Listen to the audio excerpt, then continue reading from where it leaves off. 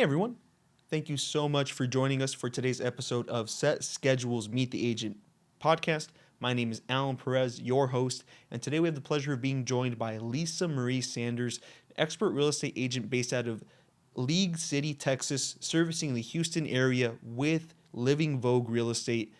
Lisa has an extensive background in achievement and goal setting. Just to list off a few of her accomplishments in her life, Lisa is a published author, a veteran of both the U.S. Army and Air Force, a former police officer, and also a former competitor for the IFBB Pro, which stands for the International Federation of Bodybuilding and Fitness. Lisa, thank you so much for taking the time to connect with us today. Can you tell us a little bit about yourself and share with the audience what it is that we'll be discussing today? Thank you so much for that introduction. That was great. And thank you so much for inviting me to be on. I'm excited. Thank you. I wanted to take a little bit of time to talk about where I've been in my life and stuff that I've done, but also talk about being goal oriented and how I reach my goals. Thanks again, Lisa, for joining us. We're so excited to have you with us today. And just to give a little bit of context for the viewers and the listeners, could you describe your accomplishments again? Because we are talking about goals and achievement. Can you talk about some of the accomplishments that you've had in your words? Because I did give the brag list, right? But if you could just give us some context there. To say it started when I was younger. I grew up in a middle class family in Akron, Ohio, and my parents were they were great parents. My dad was a bodybuilder and worked in blue collar worker, and he also served in the Army Reserves for the Army National Guard, pardon me, and I always had that vision that I wanted to be in the Army, and I wanted to do that since I was 8 years old. And that stuck with me, and I went in the Army at 18. And then after that, I had a goal. I wanted to be a police officer. So after I got out of the military, I became a police officer as well. So I think I look back on different things in my life, and I remember making that decision. It wasn't a passive decision, it was a passionate decision. Whereas I'm going to do this. And that was it. There was no other factor involved. It was going to happen. And that comes from being in law enforcement, from being in sales, being a real estate agent, being a retired pro athlete. It factored into everything I did in my life, even from travel and marriage and children. Thank you for going over and sharing that background of what you've been able to accomplish so far. And I mean, it's an exciting topic for us to jump into here because goals, I mean, just in general, right? It's how you're able to take whatever situation or goal, right, wish, whatever it is that you want to see happen and make it come true. So, with that being said, I mean, how have you been able to stay so dedicated to your goals? I mean, from the time that you were 8 years old to know that you'd be able to go, that you would decide the path and then follow through on going into the armed forces, one of the many goals that you mentioned. Where do you think that comes from? I think a lot of it is the way I was raised. My dad was very disciplined on everything. I used to see him work out every day. We had our own gym, very disciplined with his eating and his work schedule. And if you weren't 15 minutes early, you were late. And I grew up that way. So for me, I'm always on time. And that just has been instilled with me. And I don't know any other way of doing it. Yeah, no, definitely. I mean, being proactive, being willing to push yourself, to grow, to expect more out of yourself. I mean, it's incredibly useful. Just A lot of part in real estate. It plays a huge part in that relationship with people, your clients and buyers and sellers. And another thing that I have done, and I didn't do it so much at an earlier age in my teenage years or in my 20s, but as I started getting older, I realized, and you've been told it a million times, we all have, write your goals down, write your goals down. We have a tendency to think, oh, okay, you write it down once, you put it in a drawer and you don't think about it. But that's not how things happen. If you want your goals to happen, you need to write them down every day. I literally I wake up at 4 o'clock every single morning without fail, and I write in my goal book every day. And I have a stack of these. Actually, do you think that you could elaborate a little bit more on what your morning and just your routines in general look like? I mean, habits are so important when it comes to achieving goals. So, could you share with us what your habits are? Every morning at 4 o'clock, and I, move around a little bit till I'm awake, but then I come into my office every day and I'll either start reading, um, I'll start reading different books. And most of the books that I read are all about self-improvement. So they include like Bob Proctor, Earl Nightingale, Napoleon Hill, Walter Wallace. I got a whole shelf of them, but sometimes I just pick a book and I just start reading it.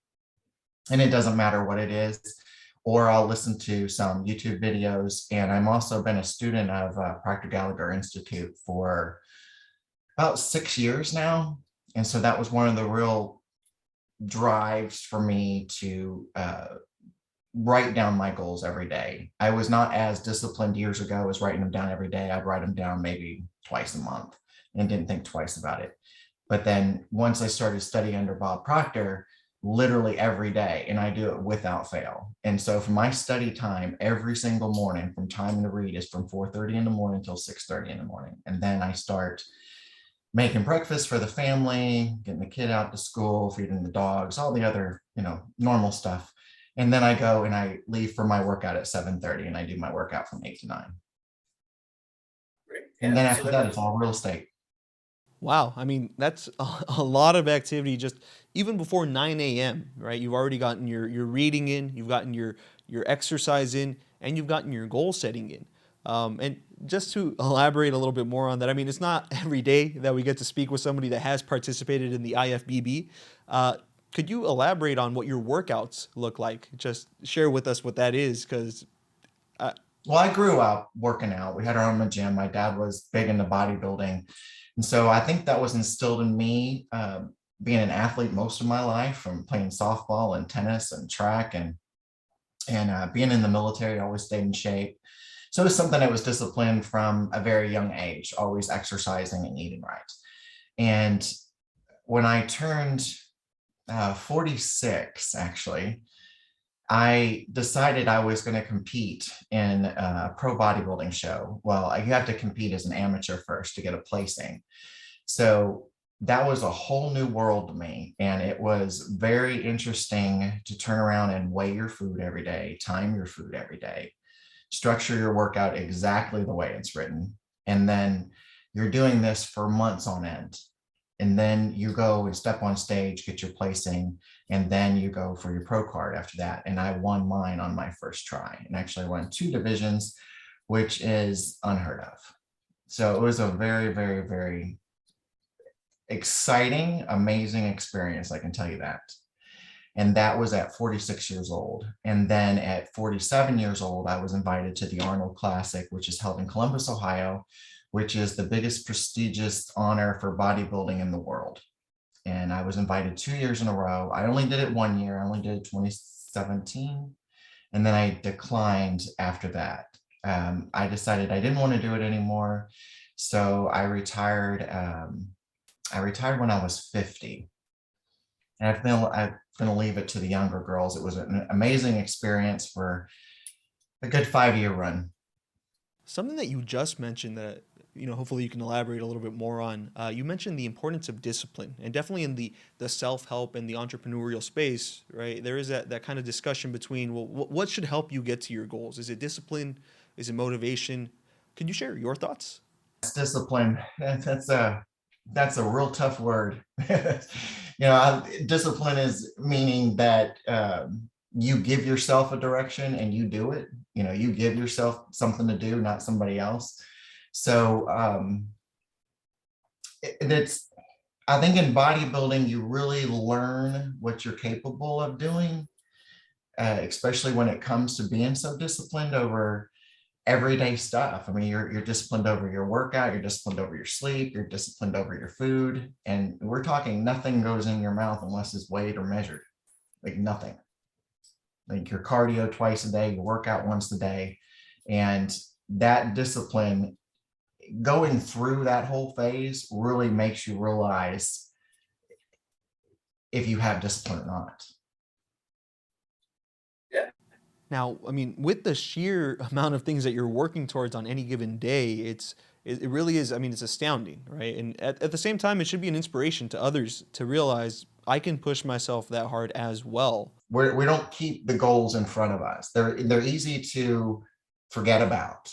Let's just say we sit here and talk about something like, yes, this is my goal, but then you put it aside and you don't think about it.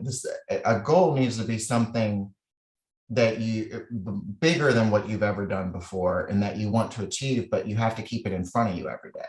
You have to keep it in front of you by writing it down. You have to keep it in front of you by reading it. I have 4 vision boards. I have 2 of them here in my home office, and I have 2 of them in my real estate office. And I look at them every day. I add to them every day. I take stuff off every day.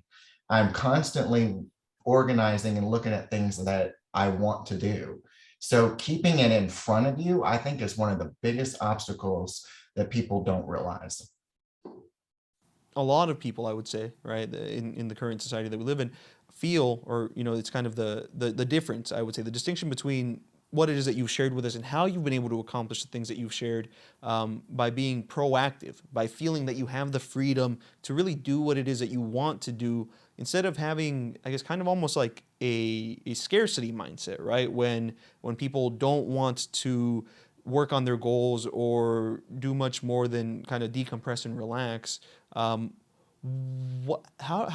is that different for you, would you say? Why is it that you're more proactive instead of kind of operating out of a scarcity mindset? Yes, I study that scarcity mindset. I keep myself away from that. I've been I remember years ago when I was younger, in my 20s and 30s, and I kept thinking, yeah, I had a scarcity mindset back then. Why did I ever do that? There's so much abundance. There's no reason to even think like that. You can have anything you want. You literally can have anything you want. And so I think sometimes that we just we don't give ourselves enough credit. We just don't give ourselves enough credit for what we can do. We can do so much more than we think we're capable of doing. But there again, it goes back to discipline and study and understanding, what do you feel passionate about? Because if you don't feel passionate about it, you're not going to do the activities every day that are going to get you to the next goal. Yeah, no, that definitely makes sense. I mean, when it is that we're discussing that topic, right, of motivation versus discipline, and kind of what place they should have in the goal setting process to begin with. Actually, I mean, could you go ahead and elaborate for us? What do your goal setting sessions look like? How do you decide that a goal is not too big to the point where it's impossible, but it's also not too small to the point that it's not worth pursuing? That's a good question. I think when I just make lists. Sometimes if I'm just randomly thinking, I'm like, yeah, I want this. I want this. Like right now, I want commercial buildings. I want to buy my first commercial building this year. I want to have my own real estate office, which I opened in January. So that happened. I wrote that down for a year. And so it was like all this stuff, things actually just start happening when you write them down every single day. You'll never know the how, and things will just come into your life that you're like, wow, okay, that really happened. So that's how your goals change and your directions change and things get bigger. So you can start off with smaller goals, but if they're not big enough to excite you, you're not really going to want to do them. So it's that excitement, because a lot of people think the end result is what's the word I'm thinking of? Like the end result is, you're always looking at the end. Well, there never is really an end. Everything is the journey. Everything is the journey from where you start to where you're going. The end never comes. Does that make sense? The more that I think about it, the more that it feels like it really is just dependent on yourself. You telling yourself, or anybody that it is that's trying to accomplish their goal, to tell themselves, look, I can start working towards accomplishing this goal, right? For the people that preclude themselves, that maybe don't move forward with goals, they know that there's things that they want to accomplish, but that they don't necessarily plan for accomplishing. And I mean, everybody does this, right? Everybody, including myself. I mean, I would say that it's kind of a symptom of the human condition. But if you are not able to work towards something, or rather, you know that you have a goal and you're not able to work towards it or convince yourself that you should now, but you do know that that goal is something that's important to you that you don't want to leave undone, then you put yourself in a weird position where you're hoping that you'll be different in the future, different enough to the point where you can accomplish that goal. And that's that difference, right? It's the distinction is that these people, myself also for certain things, right? Everybody does it for certain things. That it is that hope to say, you know, eventually I'll be different and be able to get there instead of realizing, okay, I need to take the steps to make myself able to achieve this goal. Right. It's always, you're always trying to look, well, if I have this, then I'll be happy. Or if I have this, then I'll do this. That you can't think that way. You have to think that everything is the journey. You'll know what to do next because your intuition tells you what you need to do. Sure. You know, something that I really appreciate about the way that you talk about goals and everything is that you realize that there are kind of cracks and limitations, blind spots that you need to fill in. And it's always really interesting because I mean, as far as I'm aware, I know that I definitely do it, but I feel like a lot of people can make excuses, can kind of convince themselves that they already know that, or that they don't necessarily need to go back, that there's not really value there to go back and examine or look at things and explore them. How is it that you're able to stay excited about that, to stoke that flame and continue to explore and find other things that you know you're not great at, that you want to be great at, and pursue them? I think it has a lot to do with it, what you I don't know. I'm just so intuitive and I love to read about stuff and how people have taken their journeys and learn and understand people that have done the same thing I want to do. That's where you're going to learn the most stuff from, is reading about and learning about people that have done what you want to do. Now, something that you've mentioned that I think a lot of us kind of build up as we progress throughout our lives and accomplish more and more things is having that comfortability with yourself, having that knowledge and belief that, hey, I can pick this up, and as long as I study it the right way, I'll be able to make progress and really get to where I want to go. Now, I mean, how would you recommend that other people, or people that maybe don't realize the power that they have based on what they've been able to accomplish before, how would you recommend that these kinds of people get excited about what it is that they're able to accomplish, what they're capable of, so they can actually follow through and move forward with their goals? The only way we're going to continue to improve is if we learn. I mean, we're going to have to maybe unlearn some old habits and relearn some good ones. So I think that's the hardest part, that some of us are so set in our ways. And trust me, I was set in my ways years ago. And I wish I would have let them go on some situations. I think we can all look back and say, gosh, why did I do that? Or why did that happen? And but you learn from it. So those experiences were what's going to take you to the next level. And and I bless those experiences now, thinking, wow, that's not the direction I was supposed to go, even where I thought I was supposed to go. And I always want to learn. Like everything I do, I was like, I hear about somebody that was successful. I want to learn about them. Is this what I want to do?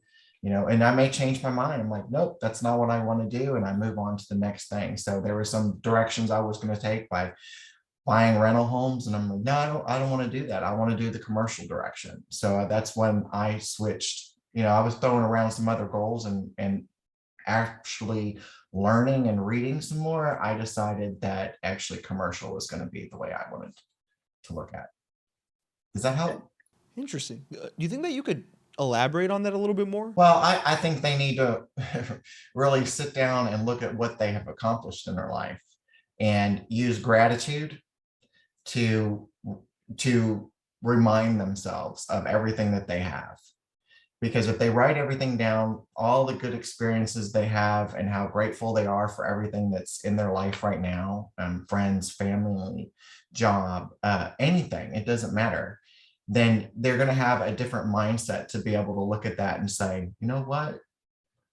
I do have a wonderful life. And then they're going to start paying more attention to the present instead of thinking about the past or always worrying about the future. And I think that's one of the things that's helped me over the years, is really learning how to be present, like right now in this moment, nothing else around. So when you have that commitment to anything, is when I'm reading, nothing else is bothering me. I don't check my phone. I don't have the television on. That's another thing. I don't watch television. I haven't watched television in 7 years. And I think that's probably one of the worst things for you. But being present is a huge, huge factor. I see so many people that I'm around and I talk to, everything is directed from they're worried about the past or they're anxious about the future, but nobody really lives in the now. Interesting. Do you think that you could elaborate on that? Why is it important to live in the moment? And To accomplish it. So what you need to do is you need to sit there and think, what can I do right now to meet that goal? I have this deadline on Monday. What do I need to do right now? Like right now, that's you're being in the present and you're telling yourself, what do I need to do? And that discipline comes into factor right there. Whereas you give yourself a directive and then you do it. Does that make sense?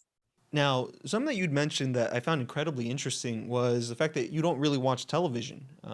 Something that I'd heard previously is that television is a little bit like chewing gum for the mind, in that it doesn't really do anything for you. I mean, do you feel that that's true? Could you talk about? I mean, have you been able to identify or see that your life is different from other people's lives? Friends, family members, loved ones, because of that difference in habit. Well, I think years ago when I quit watching television, it really stemmed from back when I was just it's your diet. So we always think of diet, we always think of food. Well, there's a thing called a mental diet too. So it's whatever you're consuming, not just food. You're consuming all that stuff mentally. That's not good for you. So if you take that out, your life honestly will become better and you don't even have to do anything. It just becomes better because those thoughts are not being bombarded into you every single day. And so I'm very choosy of what I look at on social media and online. And I do use it for my real estate. So I have to be really careful because I don't like to read about anything or I filter all my stuff out. But yeah, it goes back to the mental diet. And that's just as important to me as a food diet. So, I mean, on the topic of goals, right? Something that I would say is very difficult a lot of the time. I mean, especially in the way that I've observed the way that I set goals, right? And the way that I'm trying to get better about the way that I set goals. And I think that I've seen it with other people as well, right? Is that if you set a goal, a lot of the time you tell yourself, no, I can't fail. I can't deviate from this goal. Um, New Year's resolutions are a great example, right? And then usually by February, if not sooner, that's out the window. And I know that for myself personally, when that happens, I feel really, really like I've let myself down a little bit. I think that I'm probably harder on myself than I should be. So, I mean, do you have any tips for those kinds of situations? Anything to avoid making a goal too difficult? That's a really good question, because a lot of people think that if they make a mistake if they set a goal and then they make a mistake, let's just say nutrition or whatever, that they have to revert back to the beginning. They don't. I mean, you made progress, you did something, but I think sometimes people try too much at one time. So instead of, let's say, in nutrition wise, that you're eating all the wrong foods and drinking all the wrong stuff. Let's start with one habit a day, like let's not well, every couple of weeks actually. Start with one habit. Let's work toward changing that habit and then work through changing another habit. And that could go for anything in your life, anything that your life that you're not happy with, that you think that you want to fix. So I think people try and do too much at one time. It's like all of a sudden I'm going to be healthy when they haven't been healthy for 30 or 40 years, or they're going to change everything that they read and learn overnight. And that's not realistic. Just need to do one step at a time, make that transition permanent, not temporary. Now, Lisa, we are getting towards the end of our time here, but I have to say thank you so much for having joined us and shared all this incredibly useful knowledge. Something that I like to cap these conversations off with are two last questions here. Do you have any tips or advice for any, well, the whole episode has been tips or advice, but any parting last nuggets of wisdom that you might want to share with any real estate agents who maybe aren't seeing the level of success that they would like to be seeing? Increase your service, because your service is what's going to get you where you need to go. Write down your goals, believe that you can attain them, and give service. Now, when you say service, do you think you could elaborate on that a little bit? What do you mean by that? I mean, everything that you do when you, my mentality is, how can I serve you today? So when I meet my clients, I talk to them on the phone, I'm showing them a house or I'm writing a contract, is like, how can I serve you? What can I do to help you? What do we need to do to get this goal accomplished for them? So to me, it's all service oriented. And then another thing that always sticks in my mind, and I write it down every day, is what's the word? Like leaving people that you talk to or you spend time with, leaving them with an impression of increase, that they're like, they loved being around you. They want to be around you again. They loved your level of service and you made them feel important. That's one of the things I found is very important. And I've been doing sales for many years, even 15 years before that in telecom and almost 10 years in real estate now. That's one of the biggest things, leave an impression of increase and give your best service. Man, I love the way that you phrased that, right? How are we gonna accomplish what it is that you need to get done? Before we sign off here, Lisa, do you have any final words, anything that you'd like to share with any prospective clients that are thinking of buying or selling in the Houston, Texas area? Yes, they need to call me and I can figure out how I can serve them. And I would definitely strongly recommend that any prospective clients that are thinking about either buying or selling out in the Houston, Texas, and surrounding areas reach out to Lisa. Lisa, thanks again for spending this time with us. To our viewers and listeners, thank you for spending the time. Hope that this was informative and knowledgeable for you. Don't forget to like, comment, and subscribe if you found this content informative, and we will see you on the next one. Thanks again.